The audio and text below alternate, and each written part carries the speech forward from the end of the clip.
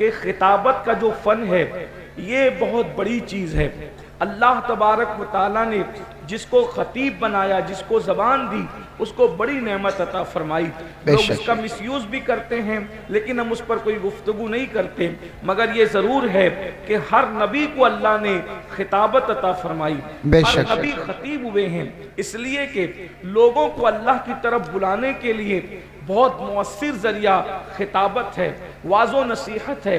اسی طریقے سے آپ دیکھیں ہندوستان کی سرزمین پر ملک کو آزادی دلانے میں خطابت نے ایک بڑا کارنامہ انجام دیا ہے. اسی طریقے سے دین کی اشاعت کے لیے خطابت نے ایک بڑا کارنامہ انجام دیا. جہاں کتابیں نہیں پڑھی جاتی وہاں بھی خطاب سنے جاتے ہیں، اس لیے کہ کتابیں بہت زیادہ علم والے لوگ سمجھتے ہیں مگر خطاب کو ایک عام انسان بھی سمجھ لیتا ہے. اسی لیے خطابت کے ذریعے سے بڑا کام ہوا ہے. اللہ اکبر.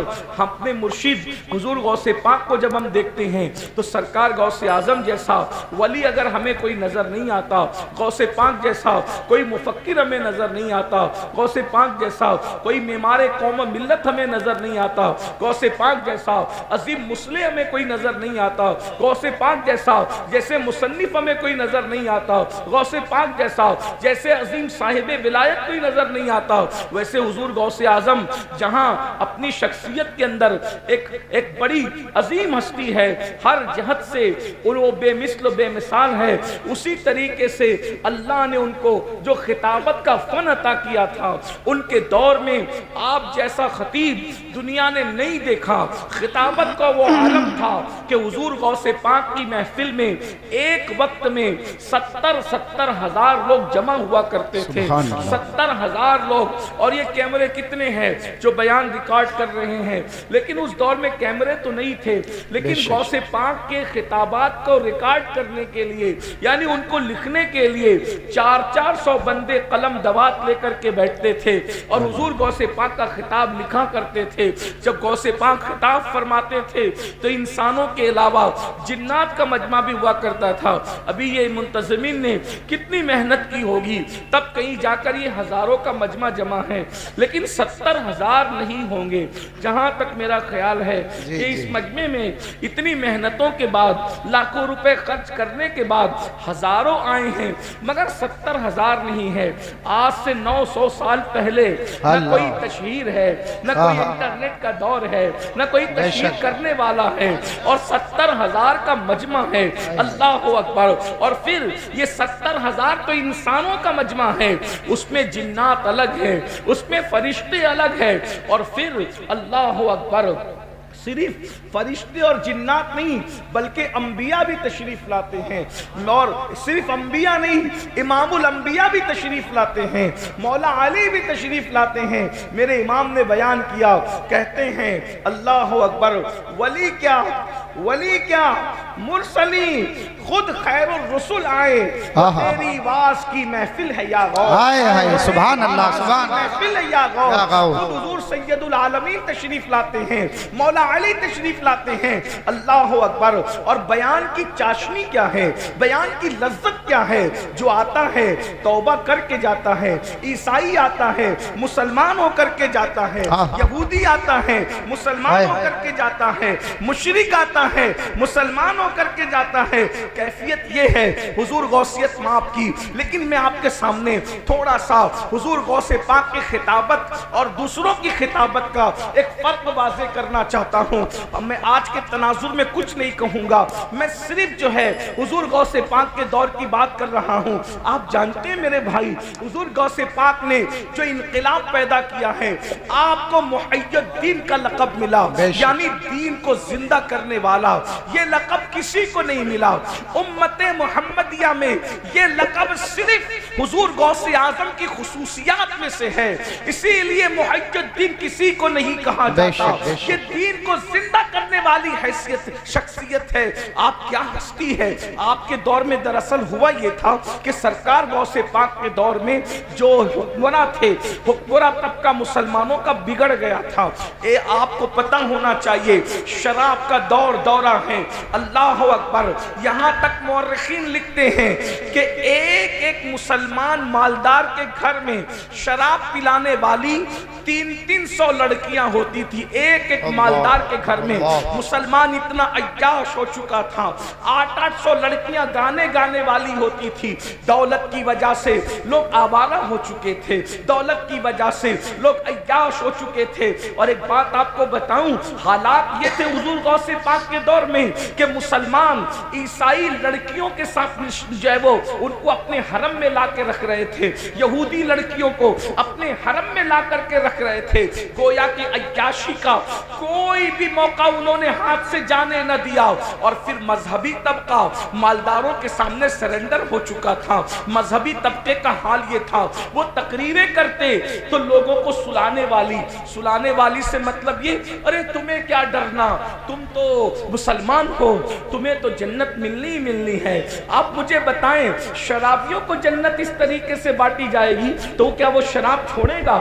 جواریوں کو جب جنتی کہا جائے گا، آوارہ گردی کرنے والوں کو جب جنتی کہا جائے گا تو کیا وہ برائی سے وہ باز آئے گا، وہ توبہ کرے گا؟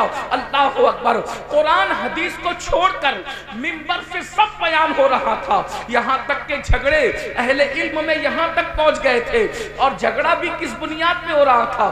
کالا کلر افضل ہے یا سفید کلر افضل ہے، سفید کلر افضل ہے یا ہرا کلر افضل ہے، یعنی قوم کو بیوقوف بنانے کی ہر پوری کوشش کر لی گئی تھی، اس لیے کہ وہ جانتے تھے جب تک کہ قوم کو لڑائیں گے نہیں اس وقت تک کہ ہم حکومت نہیں کر سکتے۔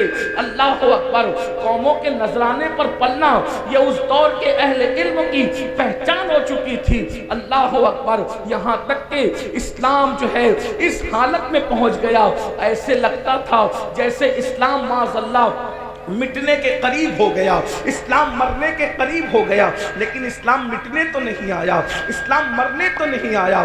اللہ اللہ، میرے آقا علیہ الصلوۃ والتسلیم کے پیارے دیوانوں، اس وقت اللہ نے قطب الاقطاب حضور غوث اعظم شیخ عبد القادر جیلانی کو پیدا فرمایا، امام حسن اور امام حسین کا وہ شہزادہ جو نجیب الطرفین سید تھا، جس کے بارے میں میرے امام یوں بیان فرماتے ہیں، تو حسینی حسنی کیوں نہ محج الدین ہو، تو حسینی حسنی کیوں نہ محج الدین ہو، اے خضر مجمع بحرین ہے چشمہ تیرا، اے خضر مجمع بحرین ہے چشمہ تیرا، اور شان کیا ہے شکر کے جوش میں جو ہے وہ تجھے کیا جانے، شکر کے جوش میں جو ہے وہ تجھے کیا جانے، خضر کے ہوش سے پوچھے کوئی رتبہ تیرا، ورفعنا لک ذکر کا ہے سایہ تجھ پر، ذکر اونچا ہے تیرا، بول ہے بالا تیرا۔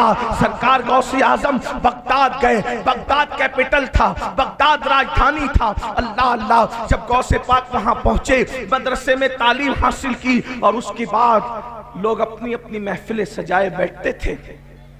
ایک دن اللہ کے رسول تشریف لائے اور اس کے بعد کہا، بیٹے عبد القادر تم بیان نہیں کرتے؟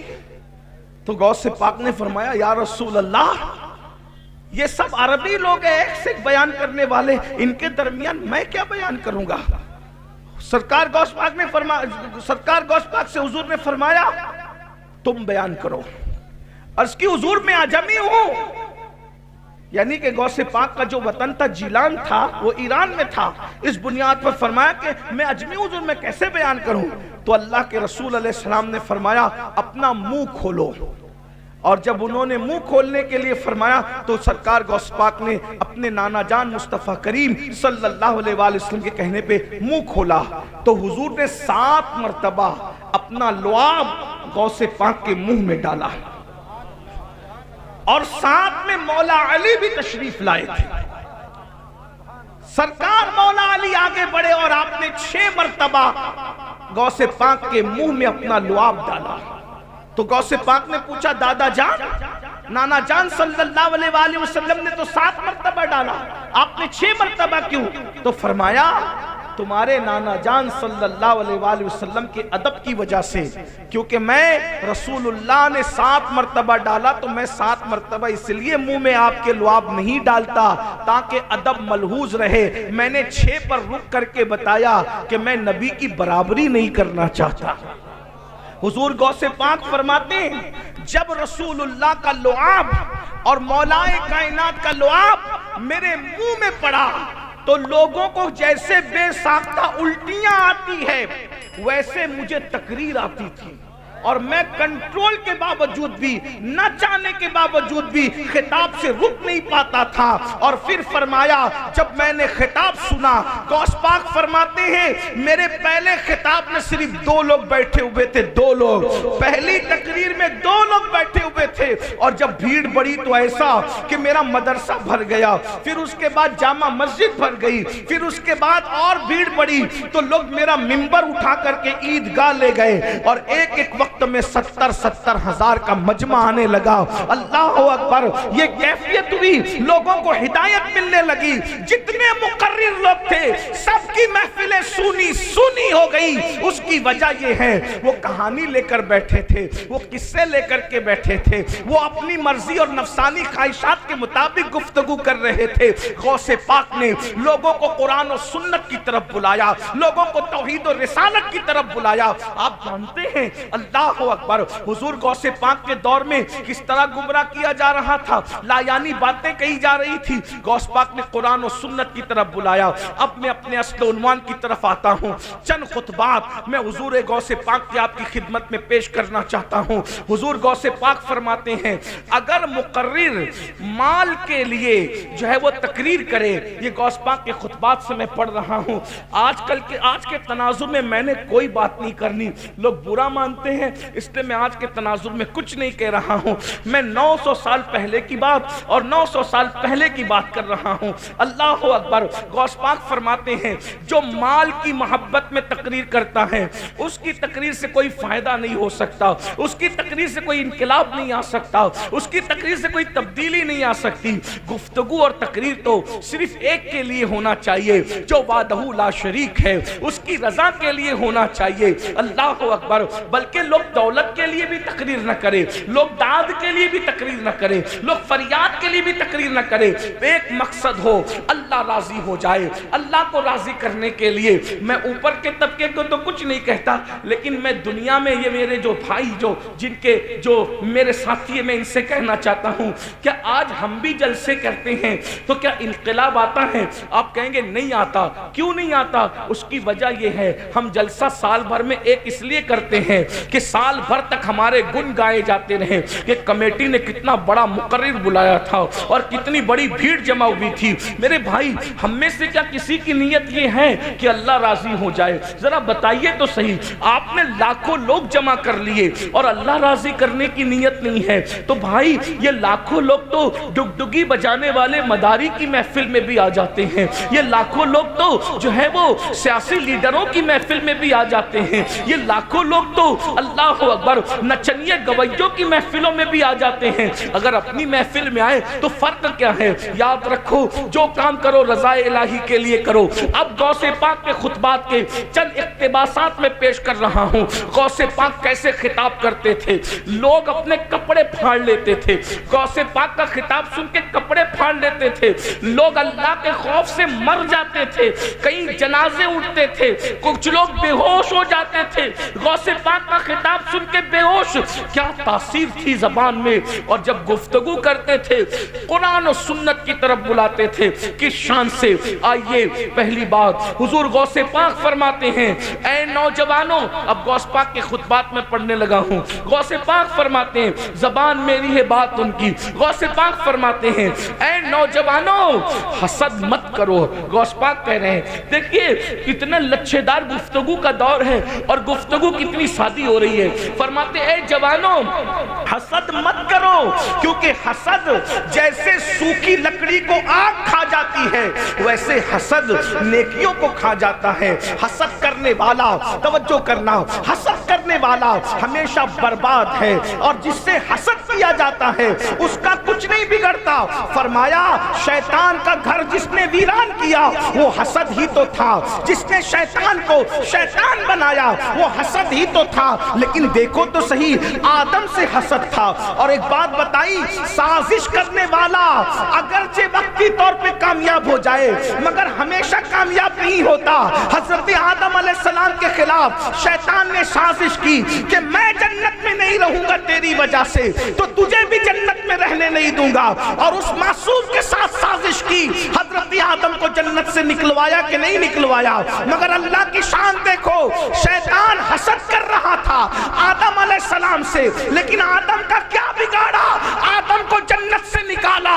آدم نکلے تو اکیلے میاں بیوی تھے، مگر جب جنت میں جائیں گے تو کروڑوں اولاد کے ساتھ جنت میں جائیں گے. غوث پاک فرماتے ہیں حسد کرنے والے کا بگڑتا ہے، جس سے حسد کیا جاتا ہے اس کا کچھ نہیں بگڑتا.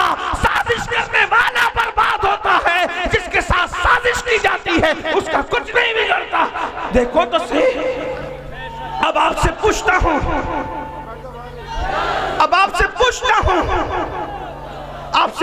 ہوں، کیا تم سازشیں نہیں کرتے؟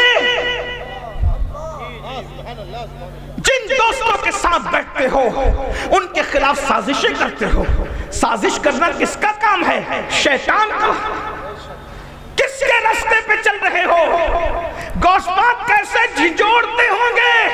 جب میں وہ خطبات پڑھتا ہوں تو میرے رونگٹے کھڑے ہو جاتے ہیں. کیا وہ آواز نہیں ہوگی؟ ہم لوگ جب تقریر کرتے ہیں ہمارے مقرر لوگ تو اتنے پیار سے بولتے، کیا کہتے ہیں؟ پیارے آقا کے پیارے دیوانوں، میٹھے میٹھے اسلامی بھائیوں، عزیزان ملت اسلامیہ، رفیقان گرامی، ایسے ہی بولتے ہیں. غوث پاک کیا بولتے تھے؟ او زندیقو سدھر جاؤ ورنہ تمہیں قتل کرا دوں گا. غوث پاک ایسے لہجہ یہ تھا، او بے دینو دین کی طرف آ جاؤ ورنہ تمہیں برباد کر دوں. یہ لہجہ انہی کو زیب دیتا ہے. بھائی جو عشاء کے وضو سے 40 سال تک فجر کی نماز پڑھتا رہا، یہ لہجہ اسی کو زیب دیتا ہے. جو تقریر کرنے کے بعد خود فجر نہیں پڑھتا اس کو یہ لہجہ کیسے زیب دے سکتا ہے؟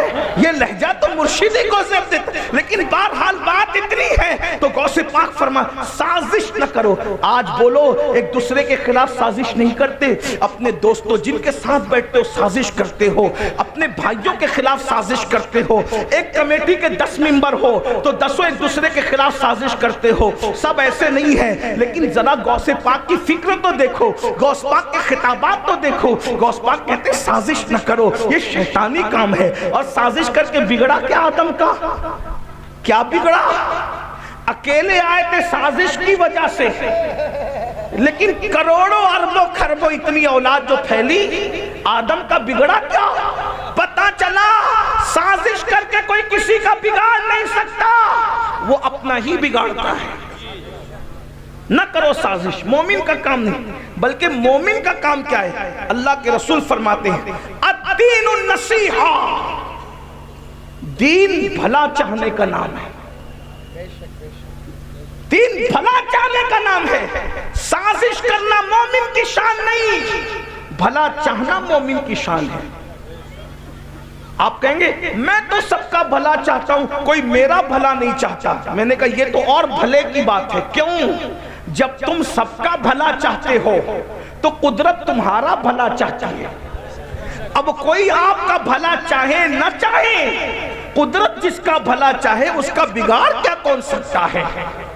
اس لیے میرے بھائیوں سازش سے نکلو. یہ غوث پاک کے خطبات کا حصہ ہے جو میں پیش کر رہا ہوں. حسد سے نکلو. آج کوئی دوست زیادہ خوبصورت ہے تو دوسرے دوست اس سے حسد کرتے ہیں. اگر کوئی مالدار ہے اس سے حسد کرتے ہیں. غوث پاک فرماتے ہیں حسد کرنے والا اللہ کا دشمن ہے. حسد کرنے والا، تم تو اپنے اماموں سے بھی حسد کرتے ہو، تم تو اپنے بھائیوں سے بھی حسد کرتے ہو، تم تو اپنی بہنوں سے بھی حسد کرتے ہو. کتنے حسد میں ڈوب گئے. حسد زنا سے بھی خطرناک ہے، حسد چوری سے بھی خطرناک ہے، حسد سور کھانے سے بھی خطرناک ہے، حسد شراب پینے سے بھی خطرناک ہے، اس لیے کہ حسد نے کسی کو شیطان بنایا ہے۔ شیطان، حسد نہ کرو۔ آج تو اماموں سے حسد، بھائیوں سے حسد، بہنوں سے حسد کسے کہتے ہیں؟ جس کو آپ جلیسی کہتے ہیں، یعنی کسی پہ اچھی چیز دیکھ کر کے جلنا۔ اس کو کیوں؟ غوث پاک کہتے ہیں وہ اللہ کا دشمن ہے۔ حسد کرنے والے تو اللہ کا دشمن ہے، کیونکہ اللہ دے رہا ہے اور تجھے برا لگ رہا ہے۔ جسے اللہ کا کام برا لگے اس کا کیا بنے گا؟ تو غوث پاک فرماتے ہیں حسد کرنے والوں کو تو مرتے وقت تو کلمہ بھی نصیب نہیں ہوتا۔ زنا کرتے ہوئے لوگ پکڑا جاتے ہیں، اس لیے لوگ زنا سے ڈرتے ہیں۔ تھوڑا سن لو بابا، بہت تھوڑی دیر، بہت لمبا نہیں کروں گا۔ گھنٹے بھر کا وقت میرے پاس تھا، جس میں سے 20 منٹ تو گزر ہی گئے، 20 سے 25 منٹ گزر گئے، 20-25 منٹ اور بچے ہوئے تو تھوڑا سا دھیان دے لو۔ سب اچھے سے سن رہے ہیں؟ تھوڑا آپ لوگ میرے بھائی سن لو، میرا چہرہ دیکھنے کے کیا شوق ہے۔ میں تو کہتا ہوں کہ مجرم کو نہ شرماؤ، احباب کا فن ڈھک دو، منہ دیکھ کے کیا ہوگا، پردے میں رہنے دو۔ ہم اپنے آپ کو خوب سمجھتے ہیں، کیا ہے یہ؟ تو اللہ کا کرم ہے کہ اللہ نے میرے گناہوں پہ پردے ڈال رکھا ہے تو آپ محبت کرتے ہو، ورنہ ہمیں اپنی اوقات خود پتہ ہے۔ مور ناچتا ہے تو بڑا خوبصورت لگتا ہے، بعد میں جب وہ اپنے پیروں کو دیکھتا ہے تو اس کو اپنی اوقات پتہ چلتی ہے، میں کیا ہوں، ہم کچھ نہیں ہے۔ جن کا ذکر ہو رہا ہے ان کو سن لو، بس ان کو سن لو۔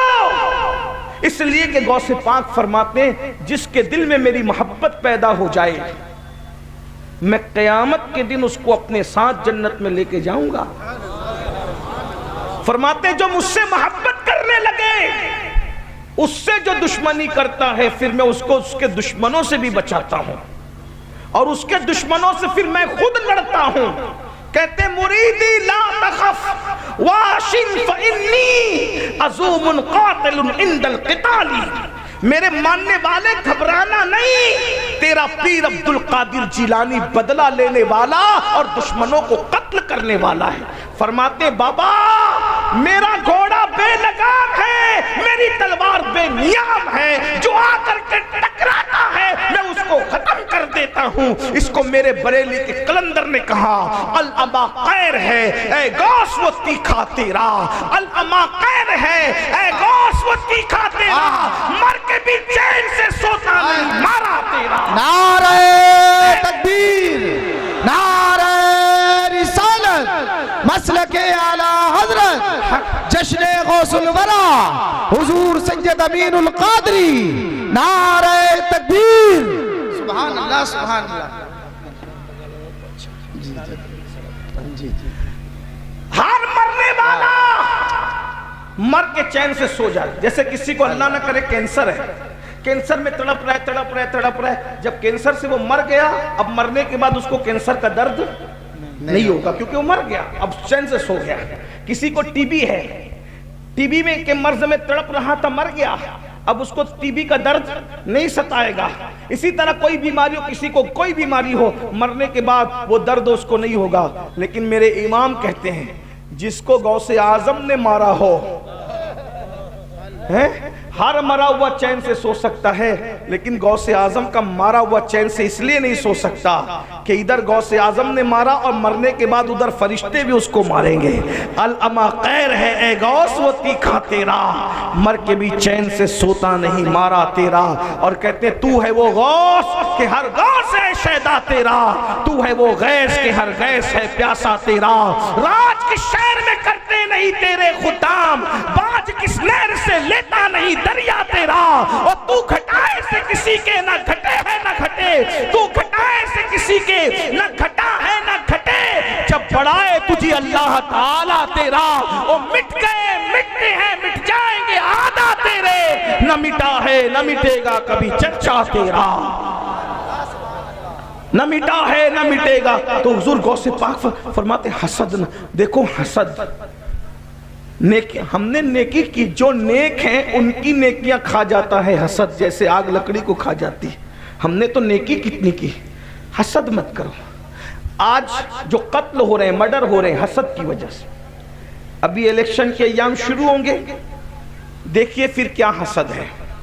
حسد نکل کر آئے گا. میں کوئی سیاسی آدمی نہیں.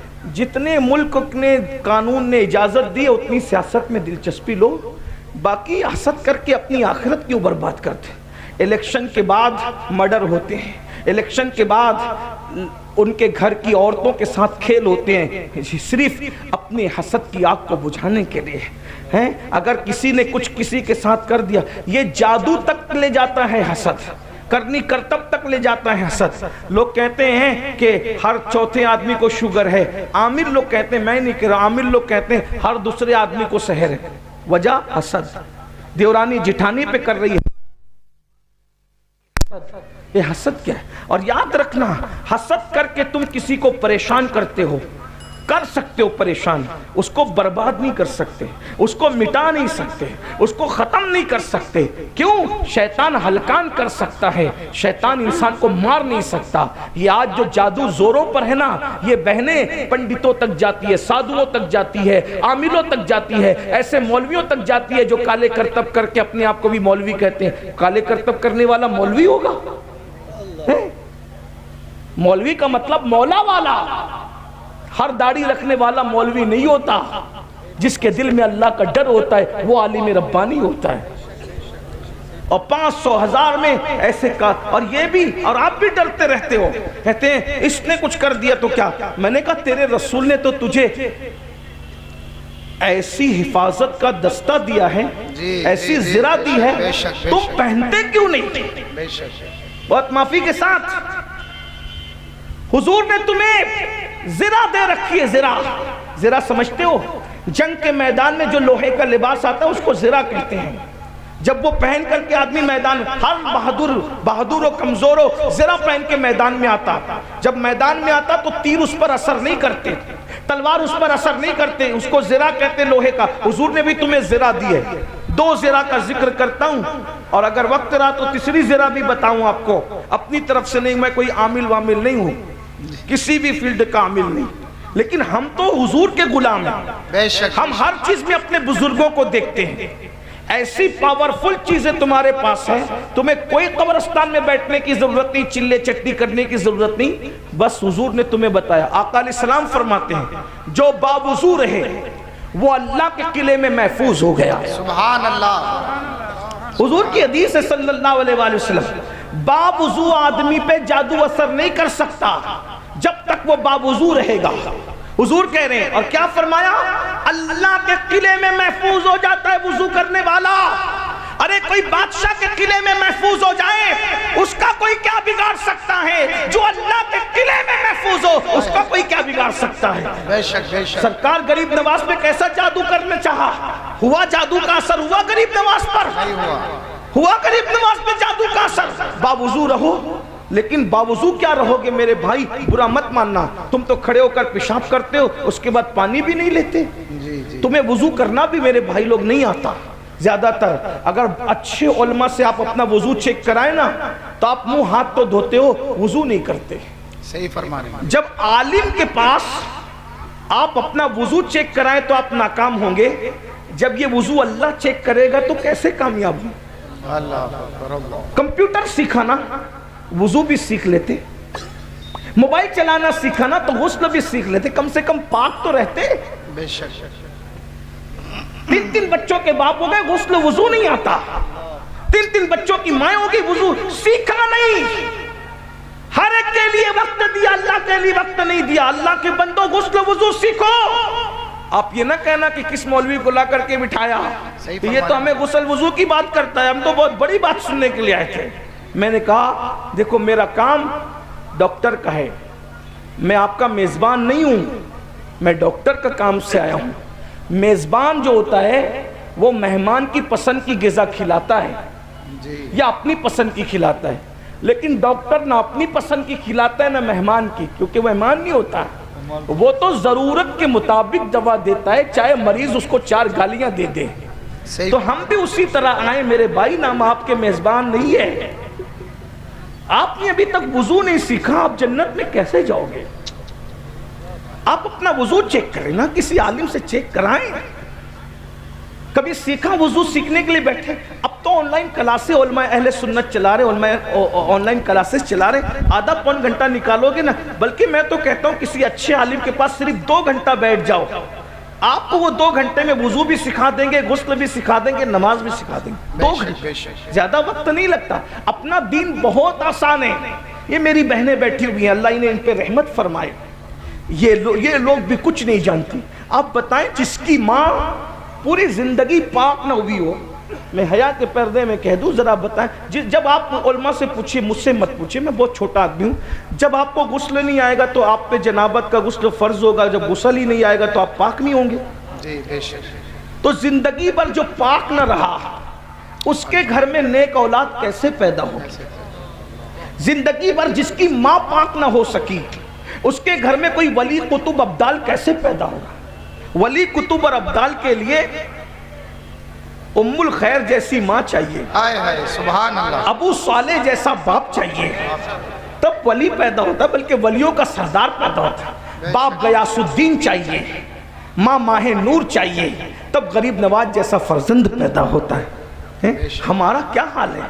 تو میں عرض کر رہا تھا، حسد سے نکلو، جادو کی تک پہنچا دیا تمہیں حسد نے، سازشوں تک پہنچا دیا۔ یہ غیبت کی محفلیں کیوں ہیں؟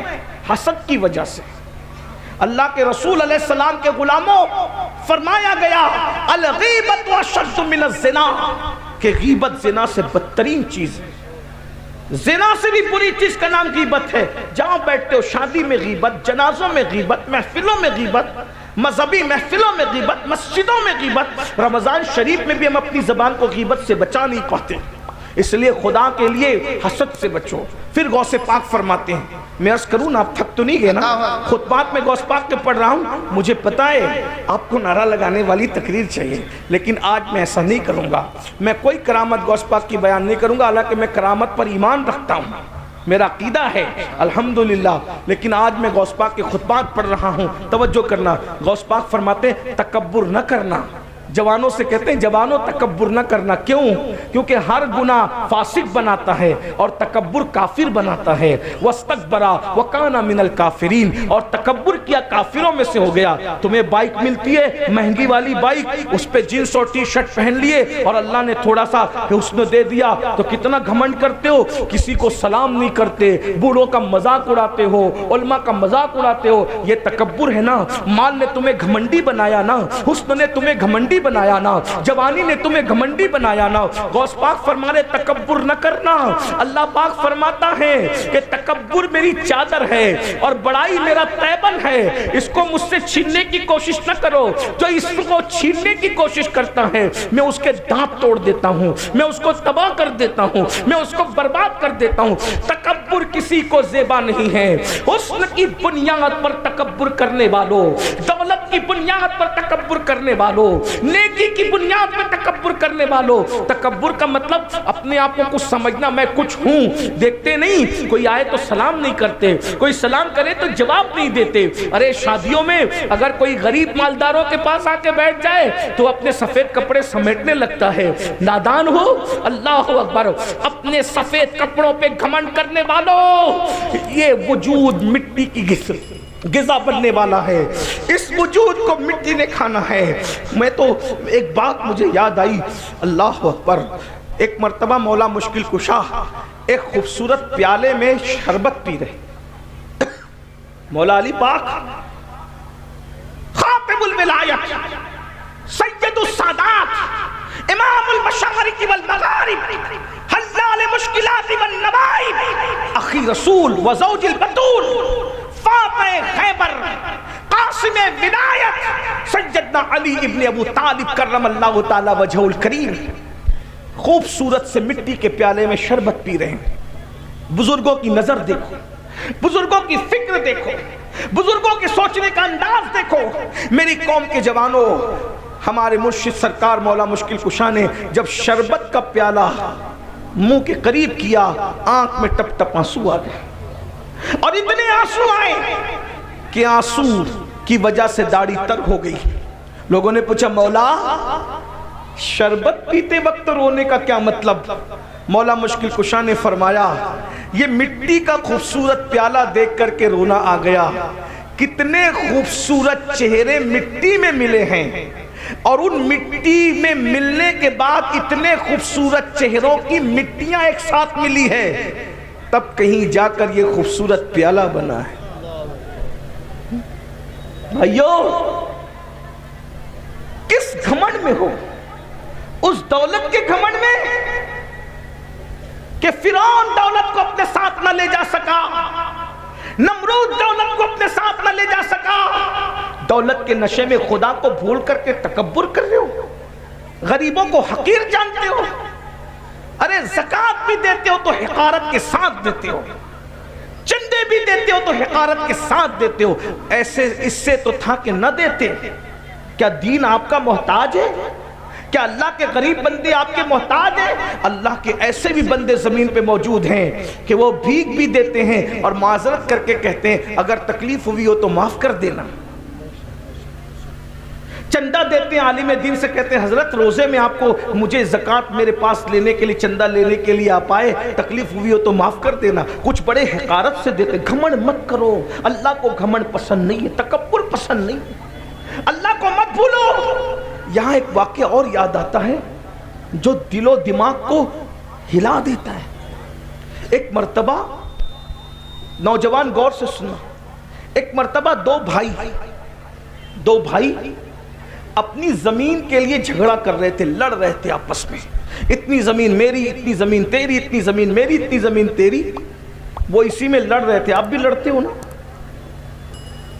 دنیا دنیا دنیا، کبھی اللہ کو بھی یاد کرتے ہیں؟ دنیا دنیا دنیا، ہائے دنیا واحد، دنیا دنیا کرتے ہی مر جاتے۔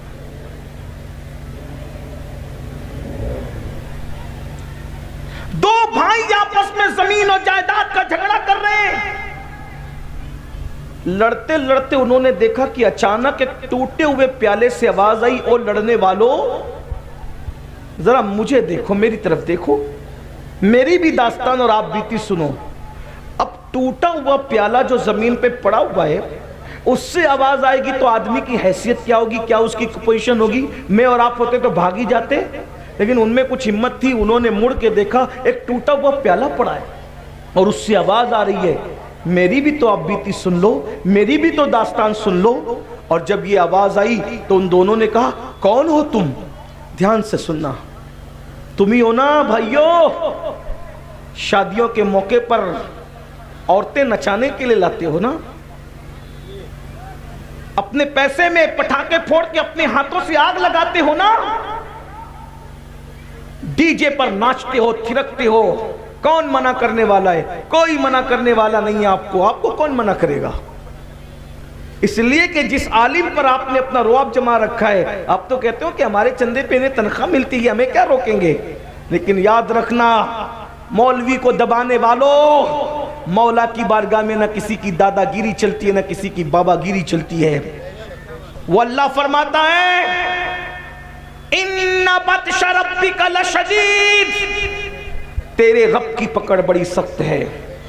دولت کے بل بوتے پر زنا کے اڈوں کو آباد کرنے والے سن لیں، دولت کے بل بوتے پر شراب کے اڈوں کو آباد کرنے والے سن لیں۔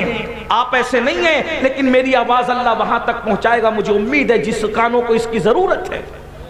دولت کے بل بوتے پر شادیوں میں ڈی جے لگا کر ناچنے اور نچوانے والے سن لیں، دولت کے بل بوتے پہ پٹاخے پھوڑنے والے سن لیں، تمہیں کوئی منع نہیں کر سکتا، مگر اللہ تمہیں کہہ رہا ہے ان اللہ لا یغیر ما بقوم حتی یغیر ما بانفسہم، اللہ پاک اس وقت تک کسی قوم سے نعمت کو نہیں چھینتا جب تک کہ وہ قوم خود ایسے حالات پیدا نہ کرے کہ اس سے نعمت چھینی جائے۔ اللہ کی دی ہوئی دولت کا مس یوز کرو گے، غلط استعمال کرو گے، اللہ تم سے چھین لے گا۔ کیا تمہیں نے نہیں دیکھا کہ بڑے بڑے بادشاہ قید خانوں میں رہے؟ کیا تم نے نہیں دیکھا بڑے بڑے بادشاہ ہاتھوں میں بھیک مانگنے لگے؟ آپ کو پتا ہے، اللہ اکبر اللہ اکبر، طارق بن زیاد کی قوم، بربر قوم کا فاتح موسیٰ ابن نصیر، اس کی زندگی قید خانے میں تمام ہوئی. حج کے موقع پر لوگوں نے اس کو بھیک مانگتے دیکھا. آپ کیا سمجھتے ہو؟ بڑے بڑے سلاطین برباد ہوئے اس لیے کہ اللہ کی خفیہ تدبیر سے ڈرتے رہو. جو دینا جانتا ہے وہ چھیننا بھی جانتا ہے. اللہ کے غضب کو چیلنج مت کرو, خدا کے غضب کو چیلنج مت کرو. وہ بہت غجور ہے, وہ بہت غیرت والا ہے. اللہ اللہ. تو کٹورے سے, ٹوٹے کٹورے سے آواز آتی ہے, میری بھی تو داستان سنو, میری بھی تو آپ بیتی سنو. دونوں بھائیوں نے مڑ کے کہا, کون ہے تو؟ اب آواز آ رہی ہے, میں فلاں بادشاہ کا تم لوگوں نے نام سنا؟ تو دونوں بھائی جھگڑا بھول کے ایک دوسرے کو دیکھنے گئے, ارے وہ تو اس بستی کا بہت بڑا بادشاہ تھا, پورے علاقے پر اس کی حکومت تھی, تو اس کو کیسے جانتا ہے؟ تو کہا, میں ہی تو اس کی بکھری ہوئی مٹی ہوں. جس کو تم بادشاہ کہہ رہے ہو میں اس کی بکھری ہوئی مٹی ہوں. کہا وہ کیسے؟ بات سمجھ میں نہیں آئی, وہ کیسے؟ اب سننا ذرا اس بادشاہ کی داستان ٹوٹے ہوئے کٹورے کی زبانی. یہ دل کی آواز ہے میری, یہ میرے دل کی آواز ہے. میں تقریر نہیں کروں, جب غوث پاک کا خطاب بیان کروں گا تو میں کیا خطاب کروں گا؟ میں نے کچھ نہیں کہنا, لیکن دھیان سے سنو. ایک بادشاہ کی آپ بیتی, ایک ٹوٹے ہوئے کٹورے کی زبانی. میری بہنوں کی بھی توجہ چاہتا ہوں. دولت کے نشے میں یہ میری مائیں اور بہنیں اللہ کو بھول گئی. پوری زندگی ہار, زیورات, اچھے کپڑے, بیوٹی پارلر, اسی کی نظر ہو رہی ہے. بہنوں, اللہ پاک کا ارشاد ہے, کل من علیہا فان ویبقى وجہ ربک ذو الجلال والاکرام. سب فنا ہو جائیں گے, خدا کی ذات باقی رہے گی. خوبصورت چہروں پر گھمنڈ کرنے والیوں, بیوٹی پارلر میں جا کر کے اپنے آپ کو مصنوعی خوبصورت بنانے والی میری بہنوں, یہ نرم اور نازک چہروں کو قبر کی مٹی کھائے گی, قبر کے کیڑے کھائیں گے. یہ بدبو میں تبدیل ہو جائیں گے, یہ نجاست میں تبدیل ہو جائیں گے. اللہ کو یاد کر لو, خدا کو منا لو. ارے جو خدا کو راضی کر لے وہ فرشتوں سے بہتر ہے, جو خدا کو راضی نہ کر سکا پھر کتا اس سے بہتر ہے. بابا بلے شاہ نے کہا تھا, اٹھ بلیا چل یار منا لے ورنہ بازی لے گئے کتے. کتا تو اپنے مالک سے وفاداری کرتا ہے, آدھی روٹی کھا کر تم ہلاتا ہے, وفا کا اظہار کرتا ہے. جس خدا نے تمہیں ہر نعمت دی اس خدا کے ساتھ بغاوت کرتے ہو. یہ میری مائیں اور بہنیں, بچہ اگر صبح 6 بجے اسکول جا رہا ہے تو 5 بجے اس کا ٹفن بنانے کے لیے تو اٹھ سکتی ہے, لیکن نبی کی آنکھوں کو ٹھنڈک پہنچانے کے لیے نماز فجر کے لیے نہیں اٹھ سکتی. اے مولانا میری تو کمر میں تکلیف ہے, میں تو بیمار رہتی ہوں, تمہیں پتا ہے نا کہ میں پریشان رہتی ہوں. اللہ اکبر, آپ بیٹے کے ٹفن کے لیے اٹھ سکی, نبی کی آنکھوں کی ٹھنڈک کے لیے نہ اٹھے گی؟ وہ بیٹا بڑا ہو کر پتہ نہیں وفاداری کرے گا کہ نہیں, اس کے لیے راتوں کی نیند تم نے قربان کی. کرنا چاہیے, میں منع نہیں کر رہا ہوں, لیکن بیوی کا منہ دیکھ کر وہ تمہارے ساتھ غداری بھی کر سکتا ہے, جوان ہو کر تمہیں گھر سے دھکے دے کے باہر بھی نکال سکتا ہے. اس کے لیے نیند قربان کرنے والوں, وہ جان وفا جو تمہاری مرنے کے بعد تمہاری قبر میں تشریف لانے والے ہیں, ان کے لیے تم نیند قربان نہیں کر سکتے؟ کہاں ہے؟ کس بلا کی میں سے ہے سرشار ہم, دن ڈھلا ہوتے نہیں ہوشیار ہم. ٹوٹے کٹورے سے آواز ہے, فلاں بادشاہ کو جانتے ہو؟ ہاں ہاں وہ تو بہت بڑا بادشاہ تھا. کہا اس کی بکھری ہوئی مٹی میں ہوں. کہا وہ کیسے؟ کہا جب اللہ نے اس کو حکومت دی, دولت دی, سلطنت دی تو وہ اللہ کو بھول گیا. وہ اللہ کو بھول گیا جیسے تم اللہ کو بھول گئے تھے. جیسے تم اللہ کو, ان کو کہتا ہے دونوں بھائیوں کو, جیسے تم مال دولت میں دنیا میں اللہ کو بھول گئے, وہ بھی اللہ کو بھول گیا.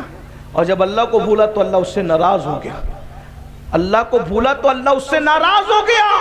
اور جب اللہ اس سے ناراض ہوا, ایک بات یہ بھی یاد رکھنا, اللہ ہم میں سے کسی کا محتاج نہیں کہ ہم اس کی عبادت کریں.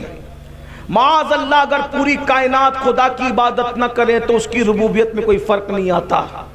پوری کائنات رات دن سجدے میں چلی جائے تو بھی اس کی ربوبیت میں کوئی فرق نہیں آتا. وہ فرق سے پاک ہے, وہ گھٹنے بڑھنے سے پاک ہے, وہ اتنا بلند ہے کہ اب اس کے آگے کوئی بلندی نہیں ہو سکتی, وہاں آگا پیچھا کچھ نہیں ہے.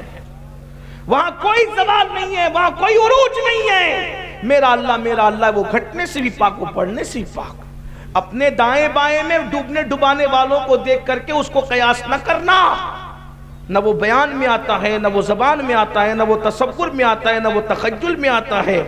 ارے موسیٰ علیہ السلام جیسی ہستی اس کو دیکھ نہ سکی، جبریل علیہ السلام نے کبھی اس کو نہیں دیکھا۔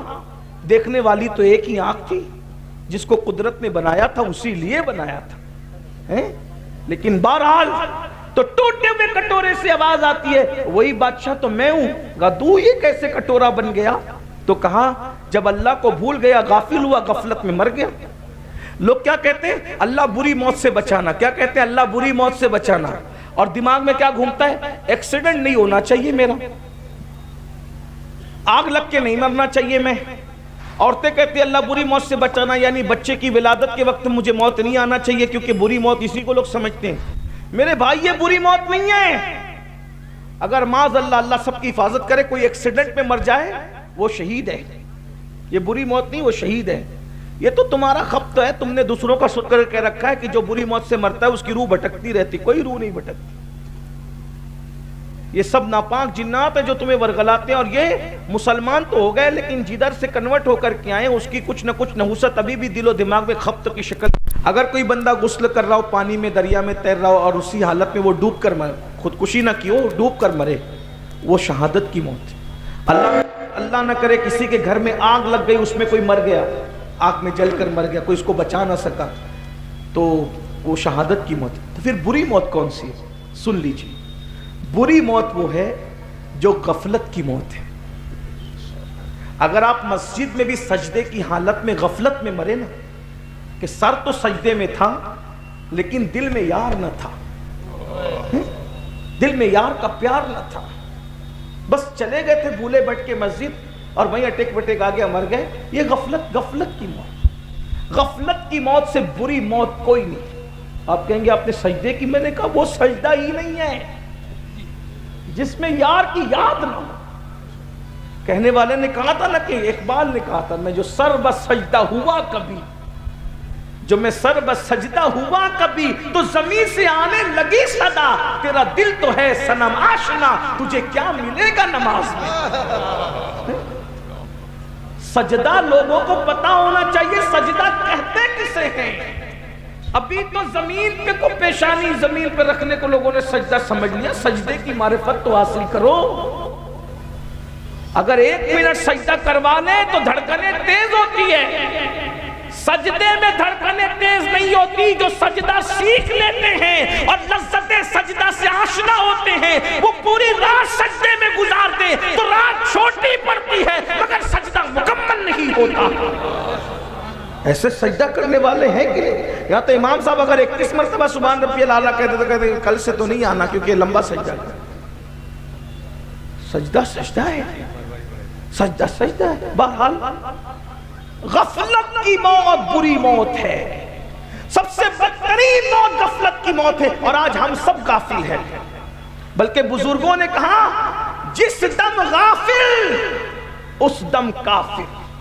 یہ صوفیہ کی اپنی زبانی ہے، میں اس کو جو ہے وہ آپ پہ وہ نافذ نہیں کر رہا ہوں، اس لیے کہ صوفیہ کا اپنا ایک انداز ہے۔ ہم تو غافل ہی ہیں نا، غفلت غفلت غفلت غفلت۔ تو بہرحال اس نے کہا، اس مٹی سے ٹوٹے ہوئے پیالے سے آواز آئی، میں تو غافل تھا اور غفلت میں موت آ گئی۔ اب غفلت میں موت آئی بادشاہ کو تو کیا ہوا؟ کل لوگوں نے دفن کر دیا، جیسے کہ اوروں کو دفن کیا جاتا ہے۔ جب دفن کر دیا گیا میں، تو میری مٹی مٹی میں مل گئی، ہڈیاں بھی زمین کھا گئی، کیڑے کھا گئے، سب ختم ہو گیا۔ اور جب مٹی میری مٹی میں مل گئی، یعنی میرا جسم مٹی میں مل گیا، تو پھر صدیوں میں ایسے سال آئے کہ اوپر کی مٹی نیچے، نیچے کی مٹی اوپر، اوپر کی مٹی نیچے، نیچے کی مٹی اوپر۔ پھر کیا تھا؟ بس دل کا درد کہہ رہا ہوں، دھیان سے سن لو میرے جوانوں۔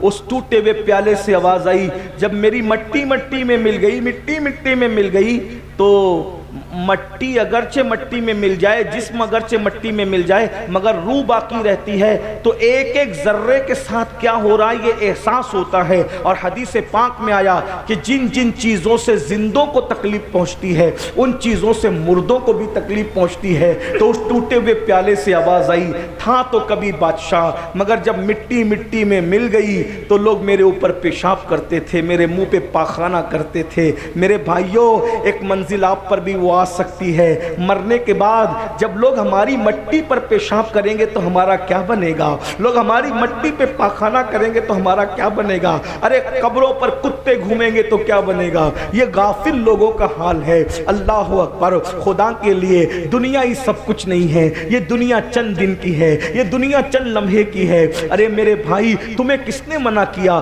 مال نہ کماؤ، عزت نہ کماؤ، اچھا کھانا نہ کھاؤ؟ کس نے منع کیا؟ اچھا کھاؤ، اچھا پہنو، مال کماؤ، سب کرو، انجوائے کرو، مگر حرام کام مت کرو، اللہ کی نافرمانی مت کرو، اللہ کو مت بھولو، روزی پاکے رزاق کو مت بھولو، کچھ وقت نماز کے لیے نکالو، کچھ وقت عبادت کے لیے نکالو، اللہ کے لیے کچھ ٹائم نکال لیا کرو۔ میرے بھائیوں، جس اللہ نے ہمیں پوری زندگی دی ہے، 10 منٹ کا ٹائم اس کے لیے نہیں ہے آپ کے پاس، ہم سے بڑا بے وقوف کون ہوگا؟ ہم سے بڑا ناہنجار کون ہوگا؟ ہم سے بڑا غدار کون ہوگا؟ میرے بھائی، ہم نے واٹس ایپ کو تو گھنٹوں دیے، اپنے اللہ کے لیے 10 منٹ نہیں ہے۔ اللہ اللہ، ہم نے فیس بک کو تو گھنٹوں دیے، اپنے اللہ کے لیے 10 منٹ نہیں ہے۔ یعنی معاذ اللہ، جتنی اہمیت آپ واٹس ایپ کو دے رہے ہیں اتنی اہمیت بھی آپ اللہ کی عبادت کو نہیں دے رہے ہیں۔ آپ کون سے مسلمان ہو میرے بھائی؟ آپ کیسے مسلمان ہو میرے بھائی؟ ارے اللہ سے پیار کرنے والے تو وہ تھے کہ پہلی رات کی دلہن چھوڑ دی اللہ کے لیے اور جام شہادت نوش کر لیا۔ پھر اللہ نے دیکھو، جو اللہ سے پیار کرتا ہے اللہ اس سے کیسے پیار کرتا ہے؟ توجہ آپ کی، جو اللہ سے پیار کرتا ہے اللہ اس سے کیسے پیار کرتا ہے؟ اللہ اس کے لیے قانون بدل دیتا ہے۔ جو اللہ سے پیار کرے اللہ اس کے لیے قانون بدل دے۔ ان علماء سے پوچھو، اللہ کے رسول کی حدیث بخاری شریف کی، جہاں جنبی ہوگا، یعنی جہاں پر غسل جنابت کسی پہ فرض ہے، ناپاک آدمی ہوگا، وہاں رحمت کے فرشتے نہیں ہوں گے۔ جہاں غسل جنابت فرض والا آدمی ہے وہاں رحمت کے فرشتے نہیں ہوں گے۔ لیکن اے سرکار حنظلہ، آپ کی عظمتوں پہ قربان، جہاں جنابت ہے وہاں رحمت کے فرشتے نہیں ہے، مگر حنظلہ جنابت میں ہے اور رحمت کے فرشتے غسل دیتے نظر آ رہے ہیں۔ وجہ کیا ہے تو پتا چلے گا، حنظلہ نے خدا رسول کی محبت میں اپنی جان کو قربان کر دیا تو فرشتے رحمت کے ان کو جنابت کا غسل دیتے نظر آ رہے ہیں۔ قانون بدل دیا گیا، قانون بدل دیا گیا۔ اندازہ تو کریں، توجہ تو کریں، ہم اللہ کی محبت کی قدر ہی نہیں کرتے۔ سب کو ٹائم دے رہے ہیں، 5 وقت کی نماز کے لیے 50 منٹ لگتے ہیں، کیا جاتا ہے؟ ہر محفل میں اس پہ زور دیتا ہوں کیونکہ میرا مشن ہے لوگ اللہ سے ایک بار جڑ جائیں، اور اللہ سے جڑنے کا پہلا زینہ نماز ہے، آسان طریقہ نماز۔ میرا دل چاہتا ہے کہ میری قوم جتنا جلسوں میں آتی ہے نا اتنا فجر کی نماز میں ہمارا کام پورا ہو گیا انشاءاللہ۔ اس لیے کہ جو قوم نمازی بن جائے اس کو اصلاح معاشرہ کے جلسے کی ضرورت ہی نہیں ہے، کیونکہ جو نمازی بنتا ہے اس کو اللہ خود سدھار دیتا ہے۔ ان الصلاۃ تنہا عن الفحشاء والمنکر، نماز ہر برائی اور بے حیائی سے روک لیتی۔ اس قوم کو صرف نمازی بنا دو، یہ قوم ہر بے حیائی سے رک جائے گی، ہر برائی سے۔ ابھی آپ پلٹ کے یہی سوچ رہے ہو نا، لیکن ہمارے محلے کے نمازی تو ابھی تک سود کھاتے ہیں۔ میں نے کہا وہ نمازی نہیں ہے بھائی، میں نے کہا نمازی کہلانا اور ہے، نمازی بن جانا اور ہے۔ بولے وہ نمازی تو عورتوں کو تکتے ہیں، میں نے کہا وہ نمازی نہیں ہے، اس لیے کہ اٹھک بیٹھک الگ چیز ہے، نماز الگ چیز ہے۔ ہاں، فلسفہ رہ گیا تلقین غزالی نہ رہی، تب برقی نہ رہی، شعلہ مقالی نہ رہی، وائز قوم کی وہ پختہ خیالی نہ رہی۔ فلسفہ رہ گیا تلقین غزالی نہ رہی، رہ گئی رسم ازا روح بلالی نہ رہی۔ کے لیے کچھ وقت نکال لیجئے، غفلت کی موت مت مریے، توبہ کر لیجئے، اللہ کی بارگاہ میں معافی طلب کیجئے، کچھ ٹائم دے دو اپنے اللہ کی بارگاہ میں۔ تو ٹوٹے ہوئے پیالے سے آواز آئی، بادشاہ تھا، مٹی میں ملا، مرنے کے بعد لوگوں نے پیشاب اور پاخانے کی، پاخانے پیشاب لوگوں نے کی۔ پھر کیا ہوا؟ اسی مٹی کو ایک دن کمار آیا اور میری مٹی کو اٹھا لے گیا. جب اٹھا لے گیا تو مٹی کو سڑایا, اس میں گوبر ملایا. ہائے ہائے, یہ بادشاہ کی مٹی کا حال دیکھو, یہ بادشاہ. غافل لوگوں کا انجام دیکھو. اللہ غیور ہے, وہ خفیہ تدبیر فرمانے والا ہے, وہ خفیہ تدبیر فرمانے والا ہے. کہ کمار نے مٹی سڑایا, سڑانے کے بعد پھر کٹورا بنایا, اور کٹورا میری مٹی سے بنا, اور پھر اس کو آگ میں تپایا. تو آگ میں بھی تپا میں. احساس تو زندہ تھا نا, ذرے بکھر چکے تھے لیکن احساس تو زندہ تھا. پیشاب ہو رہا ہے, پاخانہ ہو رہا ہے, سڑایا جا رہا ہے, بنایا جا رہا ہے, اور آگ میں جلایا بھی گیا. تب میں کٹورا بنا, اور کٹورا بنا کر کے مجھے جب بازار میں بیچا گیا تو میں بکا بھی. جو کبھی بادشاہ دوسروں کو خریدتا تھا, آج وہ بازار میں اس کی مٹی بک رہی ہے. میرے بھائیوں, یہ دنیا. اللہ کی خفیہ تدبیر سے ڈرو, توبہ کرو. کہ مجھے بازار میں بیچا گیا, جب میں بازار میں بکا کٹورے کی شکل میں, تو پھر اس میں کھانا کھایا گیا, پانی پیا گیا, یہ کیا گیا, وہ کیا گیا. پھر ایسا ہوا کہ کسی کی ٹھوکر مجھے لگی, اور میری کسی کی ٹھوکر نے مجھے ٹکڑے ٹکڑے کر دیا, اور آج مجھے یہاں لا کر کے پھینک دیا گیا. تم کو زمین پہ لڑتا ہوا دیکھ کر کے میں سوچ رہا ہوں کہ چلو میں فائدہ نہ اٹھا سکا نصیحتوں سے, تم کو نصیحت کر دوں. اس لیے سدھر جاؤ, سنور جاؤ, اس طرح دنیا سے محبت نہ کرو. تب دونوں بھائی کو سمجھ میں آیا, جب بادشاہوں کا یہ حال ہوا مرنے کے بعد, ہمارا کیا حال ہوگا. بس میں بھی اسی بات پر اپنی بات کو مکمل کر لیتا ہوں, ٹائم زیادہ ہو گیا. انشاءاللہ غوث پاک کے خطبات کے جو اقتباسات میں نے چھیڑے تھے پھر کبھی پڑھوں گا. اللہ تعالی ہم سب کو توفیق دے, اللہ ہمیں سنوار دے, ہماری زندگیوں میں انقلاب پیدا کر دے. اللہ ہمیں غفلت سے نکال دے, حسد سے نکال دے, تکبر سے نکال دے, گھمنڈ سے نکال دے. اللہ پاک نماز کے لیے ہمیں وقت نکالنے کی توفیق عطا. علماء کرام کریں 2-4 منٹ کچھ اور بات کر لیں. تو آئیے, میں نے جو کہا تھا وہ جو بات چل رہی تھی اسی سے کنیکٹ بات کر دو تھوڑی سی, کیونکہ علماء کرام کا حکم ہے, اس لیے. اللہ اکبر. تو پہلی چیز جو آپ کے پاس جو حفاظت کا ذرا ہے وہ وضو ہے, اور دوسری چیز میرے آقا فرماتے ہیں نماز. اللہ کے رسول فرماتے ہیں کہ جو بندہ نماز پڑھتا ہے اللہ تبارک و تعالیٰ اس کو اپنی حفاظت کی ذرا پہنا دیتا ہے, اور اس سے جو دشمنی کرتا ہے اس سے اللہ لڑتا ہے. دیکھیے تو صحیح, ذرا غور تو کیجئے کہ اس سے جو لڑتا ہے اس سے اللہ لڑتا ہے, اس سے اللہ انتقام لیتا ہے. اور حدیث پاک میں آیا کہ جو بندہ نماز پڑھتا ہے, جو بندہ نماز پڑھتا ہے, اس بندے کا حال یہ کہ اللہ اس کے ساتھ وعدہ فرماتا ہے کہ جو نماز پڑھے گا ہم اس کو بے حساب جنت میں داخل کریں گے, اس کو عذاب میں گرفتار نہیں کریں گے, اس کو عذاب میں مبتلا نہیں کریں گے. کیوں؟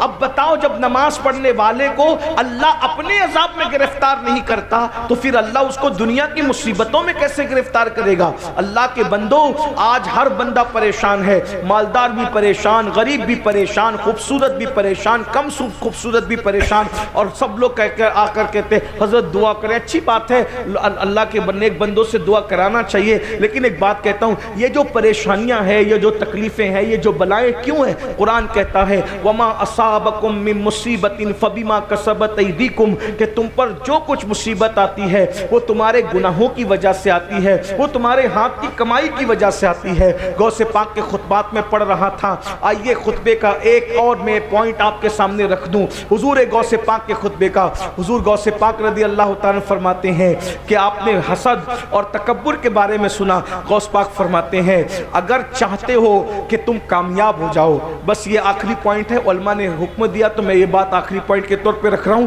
خطبات تو آپ کے بہت سارے ہیں. غوث پاک فرماتے ہیں اگر کامیابی چاہتے ہو دنیا اور آخرت کی, میں بطور مفہوم پڑھ رہا ہوں, اپنی عبادت کا رنگ چاہتے ہو. دیکھو آج اپنی عبادت کا رنگ ہم پر نہیں ہے, ہمارے چہرے عبادت کے باوجود ویسے نہیں ہے جیسے عبادت گزاروں کے ہوتے ہیں, ہماری صحت ایسی نہیں ہے جیسے عبادت گزاروں کی ہوتی ہے. وجہ کیا ہے؟ اب غوث پاک اس کی وجہ بیان کرتے ہیں. فرماتے ہیں کہ اگر عبادت کا رنگ چاہتے ہو, عبادت کا فائدہ چاہتے ہو, دنیا میں کامیابی چاہتے ہو, تو حلال روزی کو لازم پکڑو, رزق حلال کھاؤ, حلال کے سوا کچھ مت کھاؤ. آپ بھائی اپنا لقمہ چیک کیجئے, آج کیا ہم حلال کھا رہے ہیں؟ آپ سے پوچھ سوچتا ہوں کیا ہم حلال کھا رہے ہیں، بہت معافی کے ساتھ، بڑی معذرت کے ساتھ. دیکھو حق بات لوگوں کو تکلیف پہنچاتی ہے لیکن ہمیں اس سے کوئی فرق نہیں پڑتا. ہم تو قادری لوگ ہیں، اللہ کے لیے سچی بات رکھ دینا چاہیے. آج لوگ جو ہیں بڑی بڑی باتیں کرتے ہیں، ہر سال حج کو جا رہے ہیں، ہر سال عمرے کو جا رہے ہیں، نمازی بنے ہیں، مسجد کے متولی بنے، یہ بنے وہ بنے، لیکن لقمے کی پابندی نہیں ہے، حلال و حرام میں کوئی تمیز نہیں ہے. جو جی میں آ رہا ہے کھاتے جاؤ، پیٹ میں ڈالتے جاؤ. کچھ تو اتنے بے باک کہتے ہیں مولانا بسم اللہ پڑھ کے کھا لو، سب حلال ہے. استغفر اللہ، انا للہ و انا الیہ راجعون. پھر کیا ہو رہا ہے کہ وہ لاٹری بھی کھیل رہے ہیں، وہ ڈیجیٹل طور پہ جوا بھی کھیل رہے ہیں. آج جوا ڈیجیٹل اتنا عام ہو گیا ہے، بڑے بڑے دیندار گھرانے کے لوگ، مالدار گھرانے کے لوگ، نوجوان چھوکرے راتوں رات کروڑ پتی بننے کا شوق ہے، راتوں رات جو ہے وہ مالدار بننے کا شوق ہے. ایزی منی کے چکر میں، شارٹ کٹ میں مالدار بننے کے چکر میں جوا کھیلا جا رہا ہے. یاد رکھنا نسلیں برباد ہوگی، نسلیں. اللہ کے بندو حرام کو کیا سمجھ رکھا ہے؟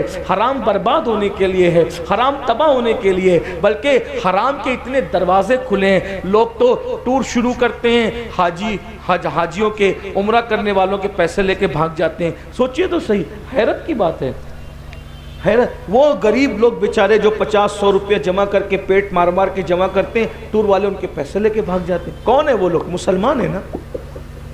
لوگوں کی ہمت کیسے ہوتی ہے حج کے نام پہ جمع کیے ہوئے پیسے لے کے بھاگنے کی؟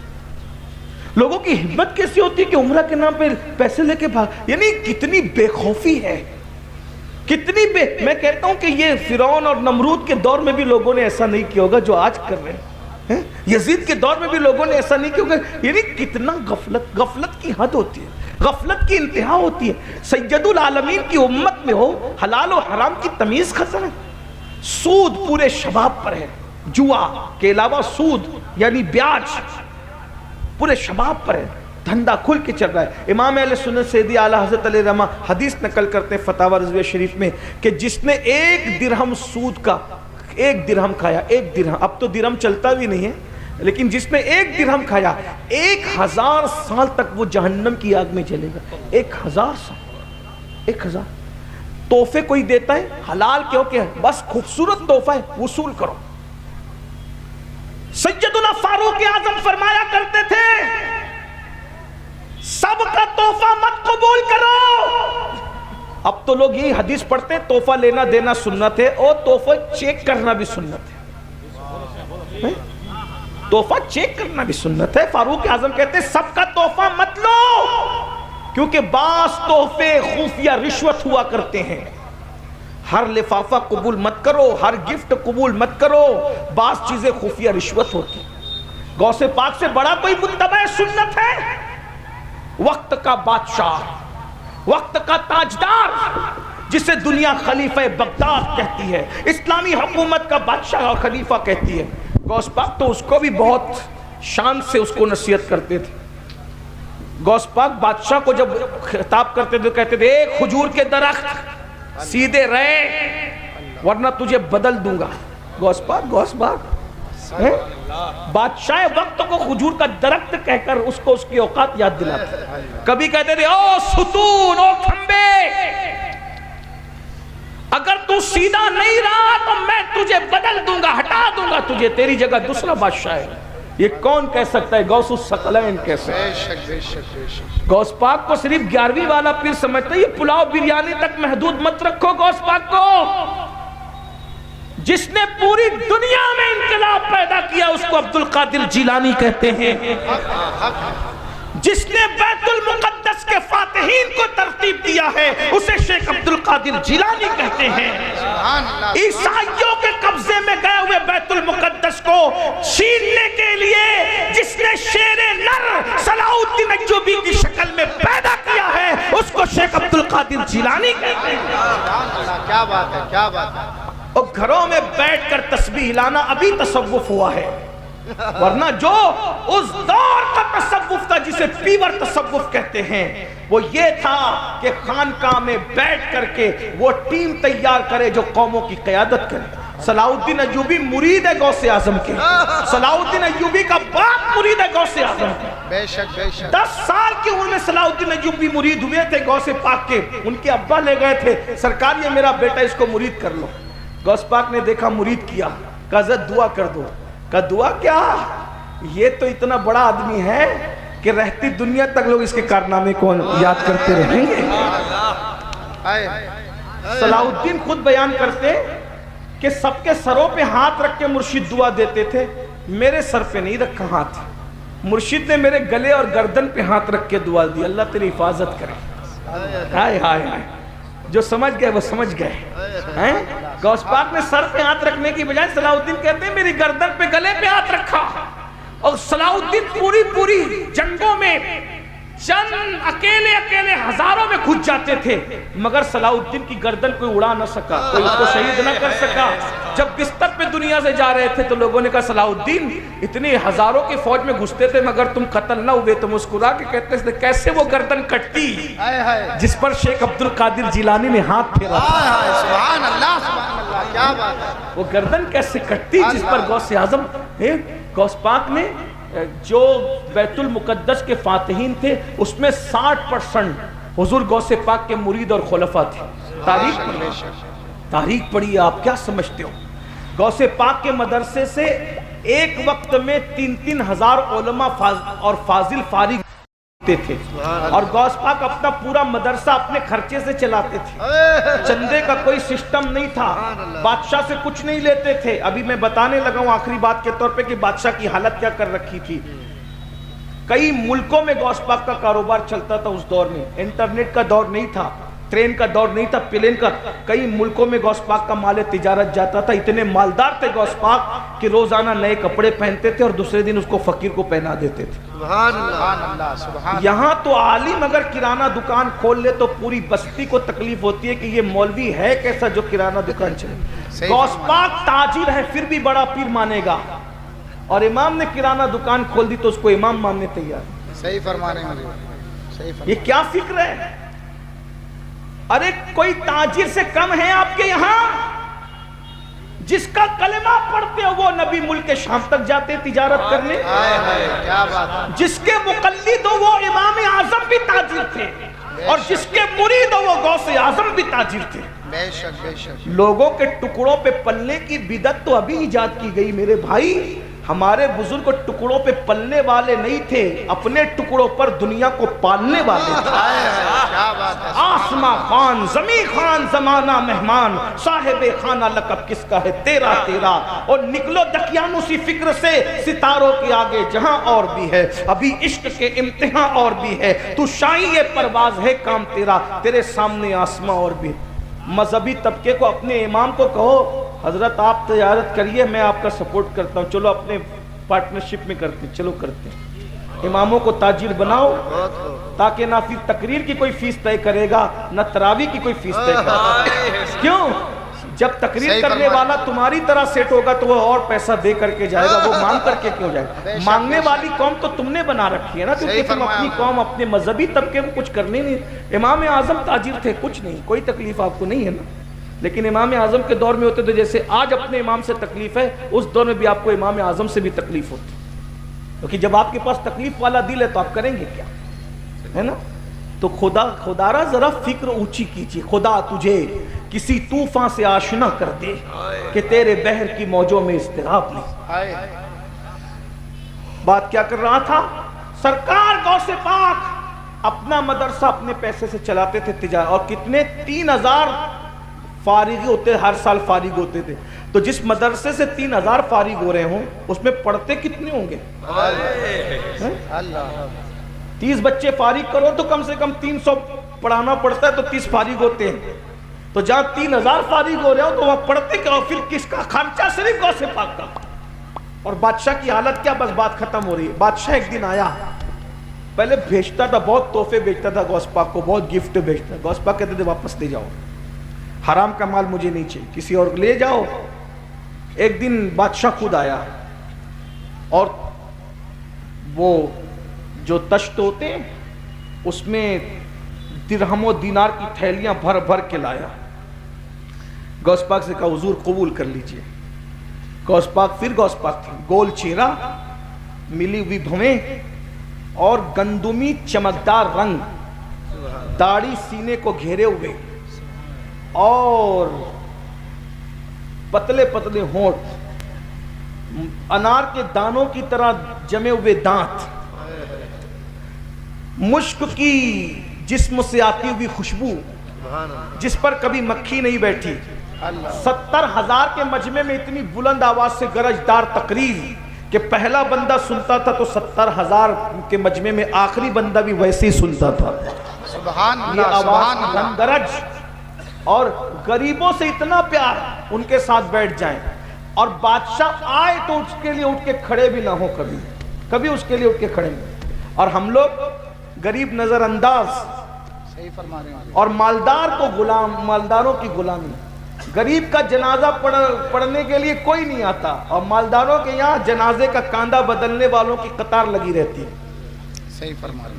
ارے میرے بھائی، کوئی کڑکا کسی کڑکے کو کیا دے گا، کوئی محتاج کسی محتاج کو کیا دے گا. مالداروں کی غلامی کرنے والوں، مالدار برے نہیں ہیں لیکن غریبوں کی بھی کچھ قدر کر لو. غوث پاک فرماتے ہیں ایک دن میں نے اللہ سے پوچھا اللہ تو مجھے کہاں ملے گا، اللہ سے میں نے پوچھا اللہ تو مجھے کہاں ملے گا، تو اللہ نے فرمایا غریبوں کی بستی میں ڈھونڈ لے تو میری رحمت کو وہیں پہ پا لے گا. سبحان اللہ، سبحان اللہ، سبحان اللہ. آج تو غریبوں کے پسینے سے بدبو آتی. بھائی آپ تو غریب کی خیریت نہیں پوچھ سکتے میرے بھائی. کپڑے دیکھ کر خیریت پوچھتے ہو، موبائل دیکھ کے خیریت پوچھتے ہو، بائک دیکھ کے خیریت پوچھتے ہو، کار دیکھ کے، بنگلے دیکھ کے. تو کیا تم نے دولت کو اپنا خدا بنا لیا؟ معاذ اللہ. اگر تم خدا کے لیے خیریت پوچھ رہے ہو تو تمہارے لیے غریب اور امیر میں کوئی فرق نہیں ہونا چاہیے. اگر تم خدا کے لیے جنازے میں گئے ہو تو غریب کے جنازے اور امیر کے جنازے میں تمہارے لیے کوئی فرق نہیں ہونا چاہیے. بدلو اپنے آپ کو، تبدیل کرو. کیا کہہ رہا تھا؟ توجہ. بادشاہ نذرانہ لے کر آیا. وہ غوث پاک میں لے جا، تیرا نذرانہ میں نہیں لیتا. انہوں نے کہا سرکار قبول کر لیں. فرمایا نادان، میں تیری جنت چاہتا ہوں اور تو میری جہنم چاہتا ہے. لوگ کے خون پسینے کی کمائی نچوڑ کر میرے پاس لاتا ہے، حرام میرے پاس لاتا ہے. اس نے کہا حضور لے لیجئے. غوث پاک نے جلال اور غصے کی کیفیت میں 2 تھیلیاں اٹھائی جس میں مال بھرا ہوا تھا، اور اس کو جب نچوڑا ہے فاتح خیبر کے بیٹے نے قوت حیدری سے، تو پھر اس تھیلی سے خون ٹپکتا ہوا نظر آیا. غصے میں فرمایا لوگوں کا خون نچوڑ کے لا کے مجھے تحفہ دیتا ہے. اگر تیری نسبت رسول کا خیال نہ ہوتا تو ان تھیلیوں کو اتنا نچوڑتا کہ تیرا محل اس خون میں ڈوب جاتا. غریبوں کی رقم لوٹتا ہے، غریبوں کے خون پسینے کو لوٹ کے میرے پاس لاتا ہے. لے جا، یہ جس کی امانت ہے اس تک پہنچا دے. غوث پاک ایک خوبصورت جملہ سنے، بات پوری. غوث پاک کہتے ہیں اپنی قوم سے تقریر کرتے ہوئے، روزہ رکھتے ہو رمضان شریف کا؟ میں بھی ان کی نقل میں پوچھ رہا ہوں، بولو بھائی رکھتے ہو تو بولو. الحمدللہ. غوث پاک کہتے ہیں پانی حلال، صبح صادق سے غروب آفتاب تک پانی چھوڑ دیا. تو یہ روزہ ہے، یہ نا روزہ. کھانا حلال، صبح صادق سے غروب آفتاب تک کھانا چھوڑ دیا، یہ نا روزہ. بے شک. وظیفہ زوجیت حلال، صبح صادق سے غروب تک چھوڑ دیا. 3 چیزوں کے چھوڑنے کا نام یہی ظاہری روزہ ہے. غوث پاک کہتے ہیں حلال پانی سے دن بھر بچتے ہو. جملہ غور کریں، اسی جملے پہ بات پوری ہوتی میرے مرشد کے جملے پہ. اللہ کرے کسی کے دل میں بات اترے. فرماتے پانی حلال تھا، دن بھر پانی نہیں پیا، یہی روزہ. کھانا حلال تھا، دن بھر کھانا نہیں کھایا، یہی روزہ. وظیفہ زوجیت نہیں کیا، یہی روزہ. لیکن جب افطار کرنے بیٹھتے ہو تو خون سے افطار کرتے ہو. افطار خون سے کرتے ہو. اب لوگ حیران. غوث پاک پھر غوث پاک کہا ہم خون سے کیسے افطار کرتے؟ کہا وہ جو کھجور منہ میں ڈالتے وہ کھجور نہیں، اگر کسی کا قرضہ لے کر کے ڈبا دیا تو یہ اس کا خون ہے نا. کسی کا مال ناحق چھین کر کے نہیں دیا، یہ اس کا خون ہے نا. یتیموں کا مال ہڑپ کر لیا، بہن کا حصہ غصب کر لیا، بھائی کا حصہ غصب کر لیا، دیتا نہیں تو وہ کھجور نہیں ہے، وہ لوگوں کا خون ہے. خون، وہ حرام مال لوگوں کا خون ہے. خون. تو کہا پانی حلال تھا وہ چھوڑ دیا، کھانا حلال تھا وہ چھوڑ دیا، وظیفہ زوجیت حلال تھا وہ چھوڑ دیا، اور خون تو حرام تھا اس سے افطار کر رہا ہے. یہ جو دسترخوان سجے ہیں یہ حرام سے نہیں سجے. اگر یہ حرام سے سجے ہیں تو لوگوں کے خون سے سجے ہیں. جو قوم لوگوں کے خون سے افطار کرتی ہو اس قوم کے روزے کا کیا حال ہوگا؟ تو حرام کھانے والا صرف حرام نہیں کھاتا، لوگوں کا خون چوستا ہے۔ تو غوث پاک فرماتے اگر دنیا کی اور آخرت کی کامیابی چاہتے ہو حلال کو لازم پکڑو۔ غوث پاک کا ایک قول، کسی نے کہا غوث پاک مرشد آپ کو اتنی ترقی کیسے ملی، یہ مقام کیسے ملا، یہ مرتبہ کیسے ملا؟ میرے مرشد کہتے ہیں دو چیزوں سے مجھے یہ مقام نصیب ہوا، نمبر ایک میں ہمیشہ سچ بولتا رہا، نمبر دو میں ہمیشہ حلال کھاتا رہا، صدق مقال عقل حلال نے مجھے اس مقام پر پہنچا دیا۔